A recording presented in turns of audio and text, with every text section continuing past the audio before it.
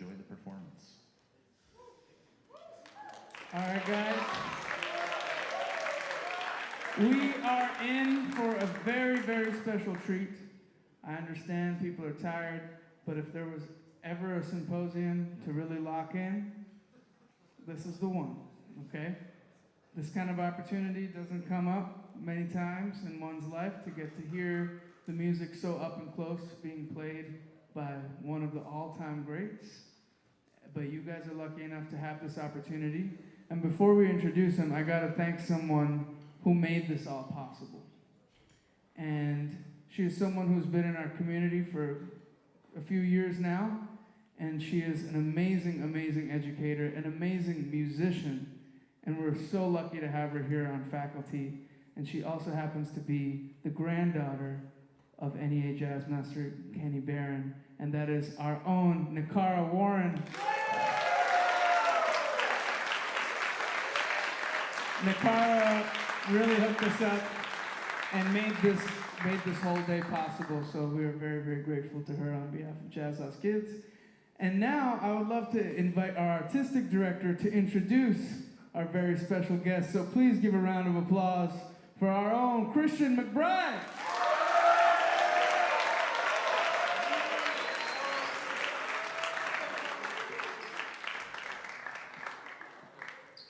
I'm doing this with you, Birsa, because you've become such a formidable leader now. I feel, I don't feel right up here without you. You know what I'm saying? We got a little thing going at Dizzy's a couple nights ago, saying we gotta keep this going. So I told Mr. Barron I'd give him an old school R&B DJ introduction. So what I want y'all to do right now is I want you to stand up. Stand up. Stand up, put your hands together for a true living record of this music, Mr. Kenny Barron.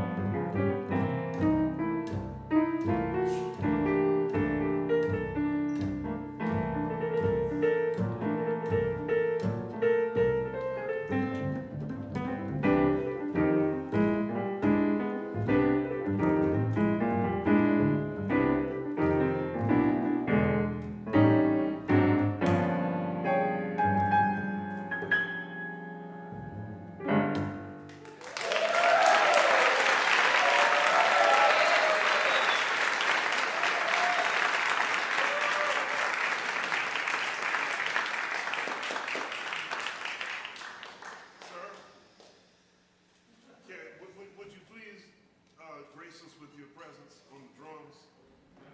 Legendary Billy Hart, everybody.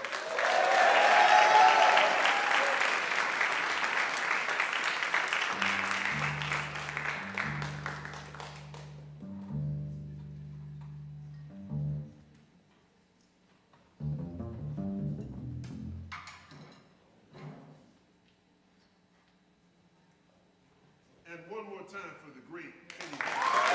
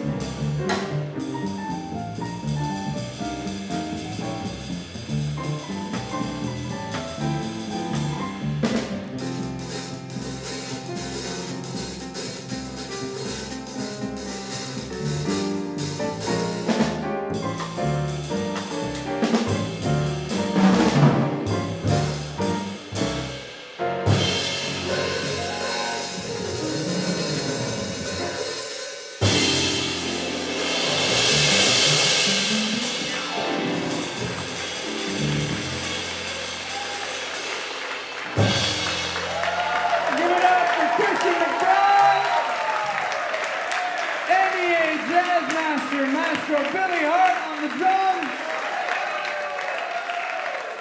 NEA Jazz Master Kenny Barron on the piano. Now we're gonna have a quick Q&A before we head off into big band, so please start thinking about your questions as we get the stage changed with some chairs.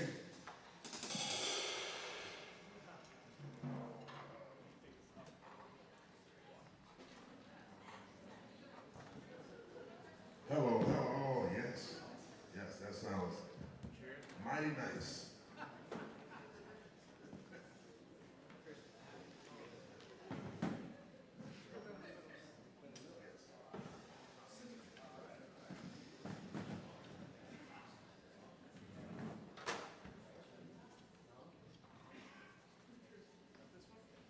Mr. Barron, thank you very much for joining us this afternoon and gracing us with your presence. Mr. Hart, always great to see you, family.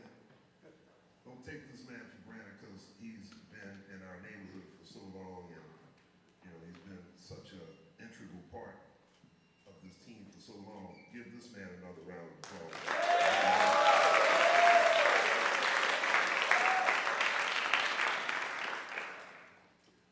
The floor is now yours. What questions do you have for Mr. Barron or for Mr. Hart? Now ask some good questions because this will be archived and you don't want to look back on this and don't see yourselves being smart Alex. Hi, for Mr. Barron, do you base the way you play more off of the theory of like what you're playing or like the sound that comes into your ear? I know what he said.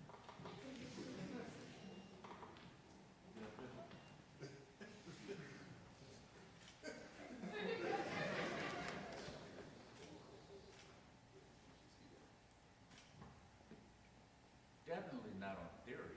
Uh-oh. Uh-oh. They're working it out. They're working it out. Here, take this one. No, I don't play based on theory. What would that sound like? I can't even imagine.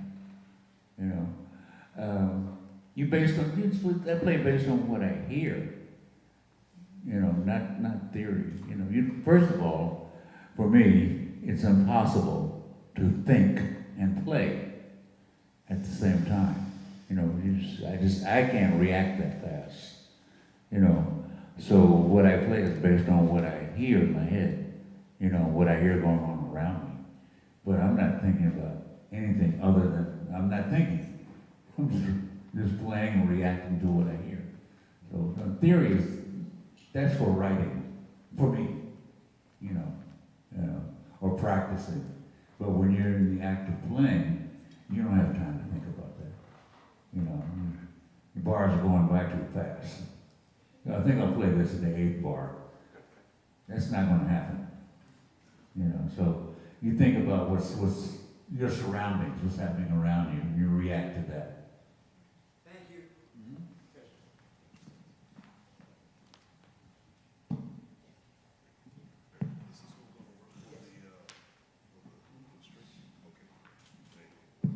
There we go.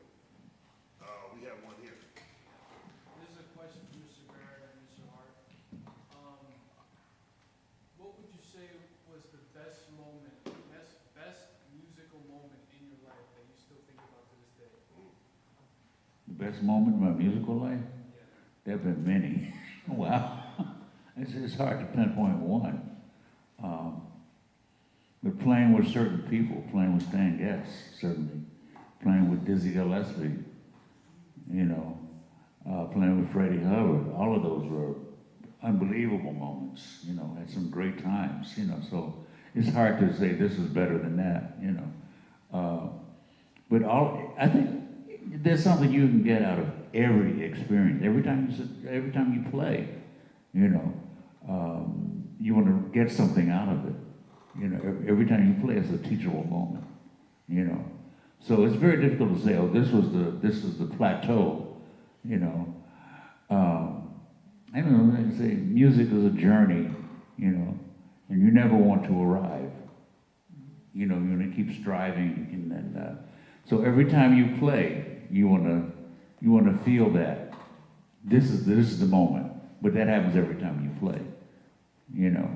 So, like I said, playing with Sting, playing with Dizzy, playing with Freddie Hubbard, all those have been great times for me.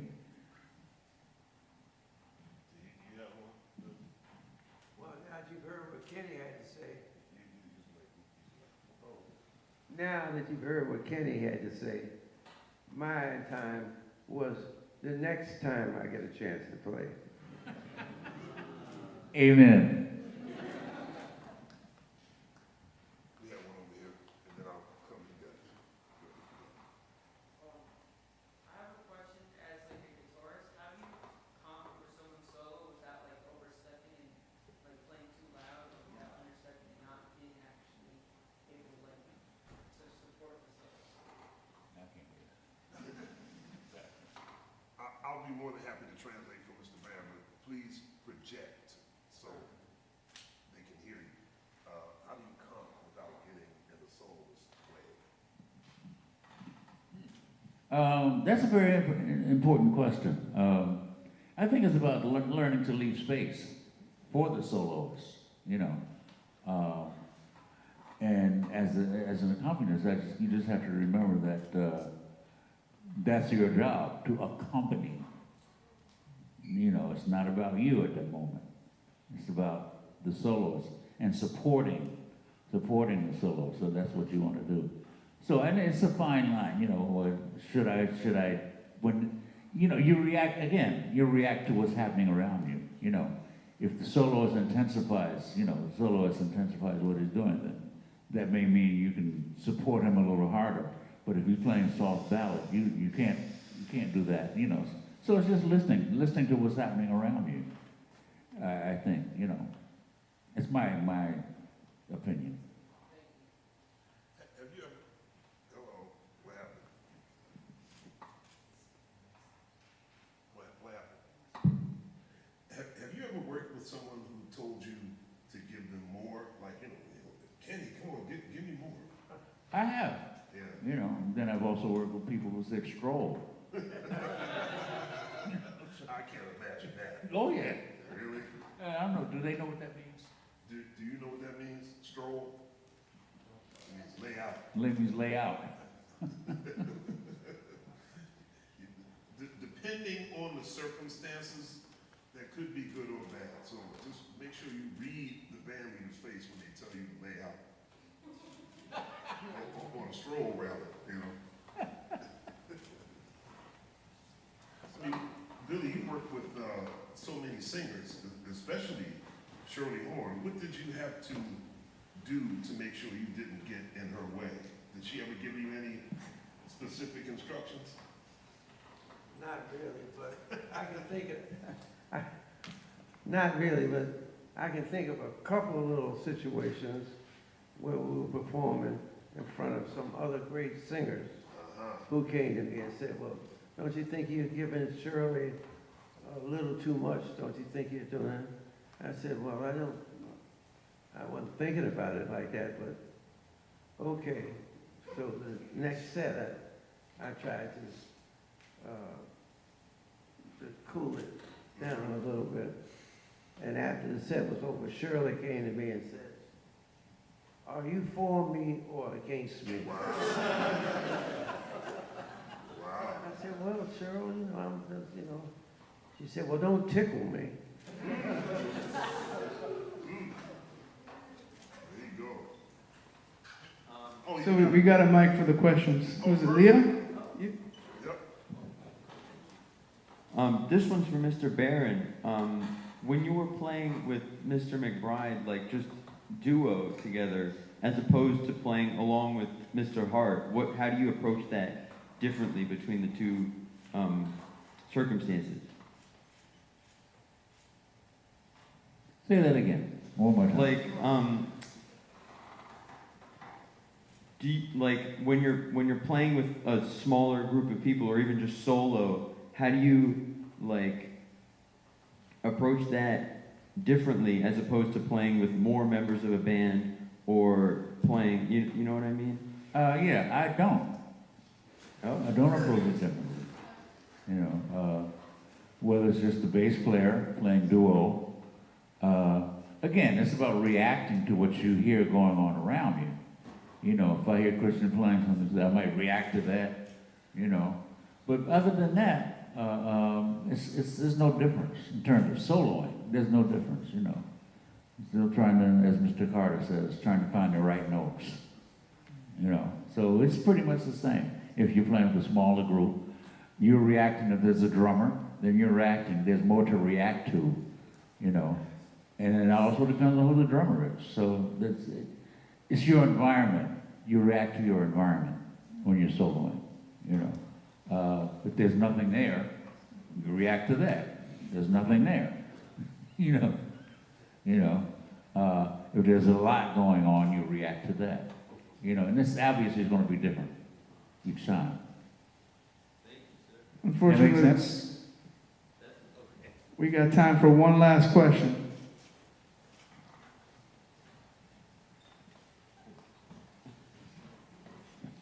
This one's for Mr. Barron as well.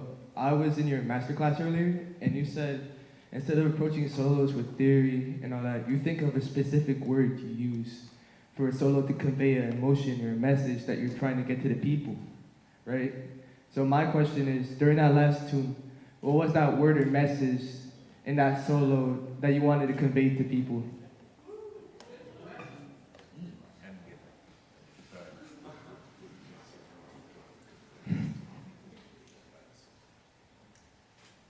In the last song? Yeah. I don't know. Yeah.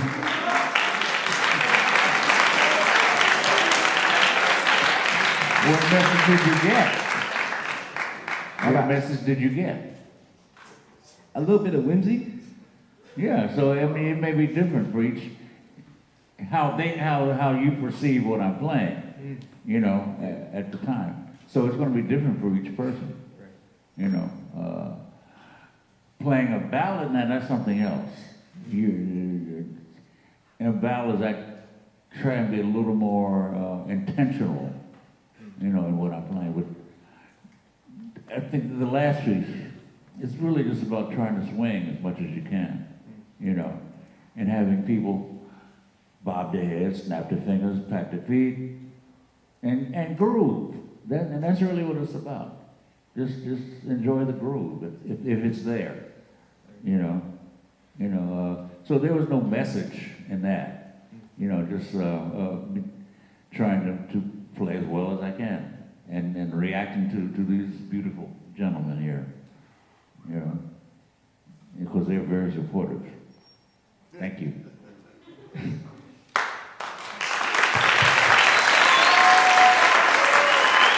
Let's hear it for Mr. Kenny Barron. Mr. Billy Hart.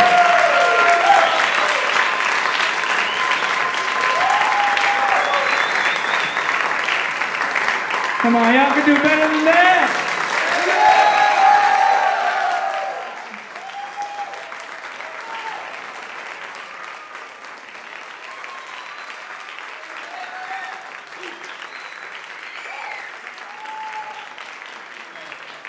So,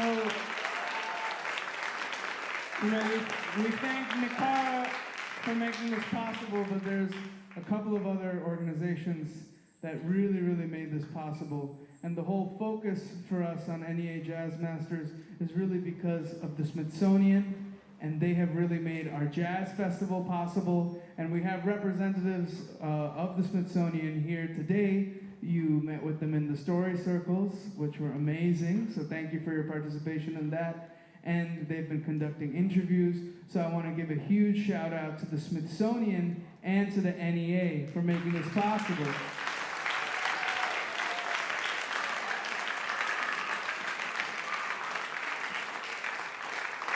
Now you just heard these legends, and you guys got a concert in a couple of days. So get to big band practice, and my singers, you better skedaddle, because I know Dylan's waiting for you guys.